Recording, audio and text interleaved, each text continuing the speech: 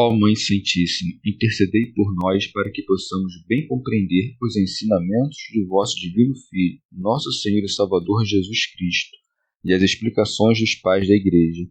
Ó Virgem Imaculada, ofereço-vos este trabalho e peço que abençoais aqueles que o ouvirem, e que seja para a maior honra e glória de Deus. Amém.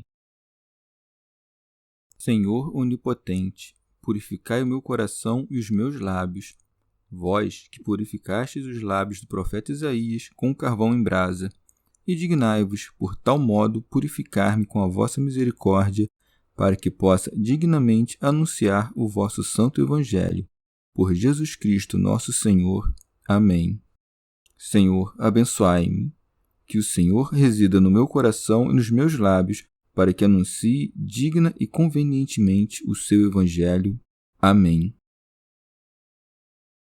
Evangelho de Nosso Senhor Jesus Cristo, segundo São Mateus. Cura de 2 cegos.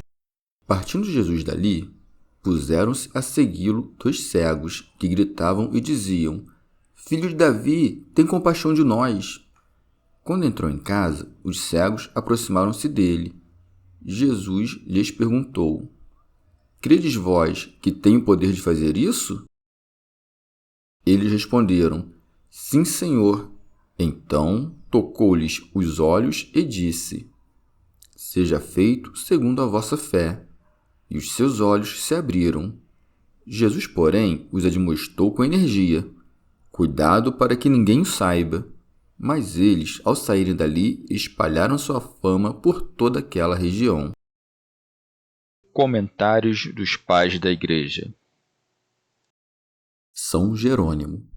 A esses primeiros milagres, o do príncipe da sinagoga e o da mulher enferma, segue-se o milagre dos 2 cegos, a fim de que a privação da visão demonstrasse o que a morte e a doença haviam manifestado.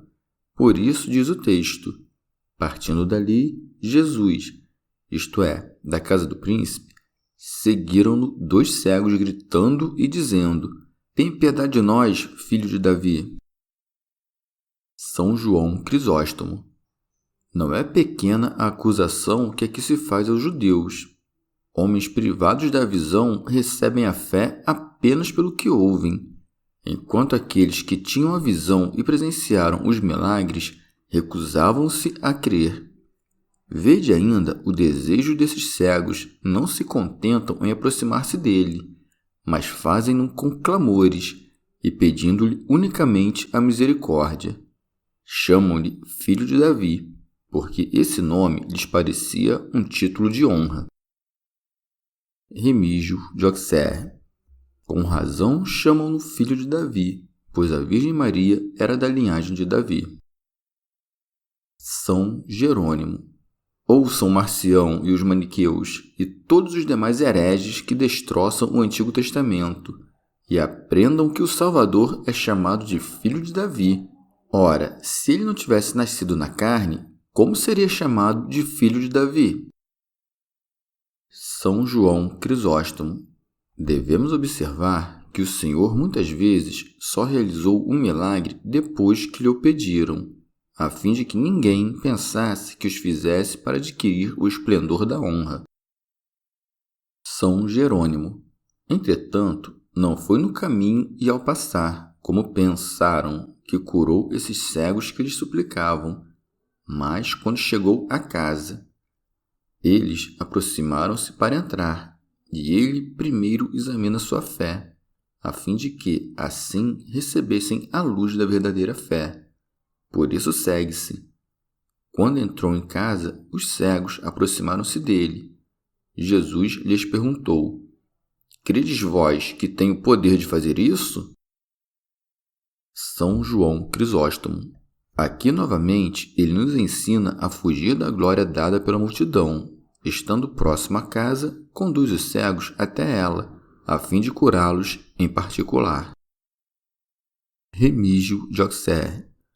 Ele, que podia dar a vista aos cegos, não podia ignorar que eles tinham fé, mas interroga-os para que confessem com a boca o que traziam no coração, tornando-se dignos de maior recompensa.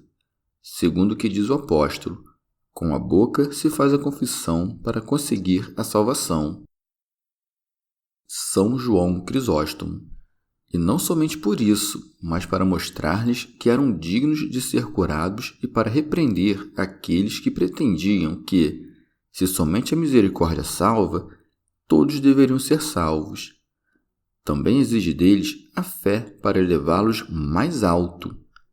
Eles chamaram-no de filho de Davi. Ele ensina-os que devem ter dele ideias mais altas. Por isso não diz: credes que posso pedi-lo a meu Pai? Mas, credes que posso fazer isto?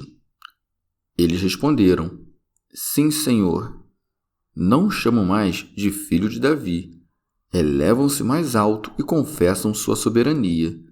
Impõe-lhes então as mãos, como diz o texto sagrado, e toca seus olhos, dizendo: seja feito segundo a vossa fé.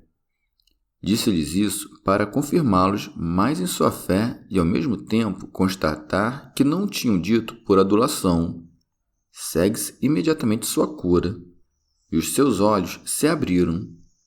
Depois que foram curados, proíbe-os de falar sobre esse milagre.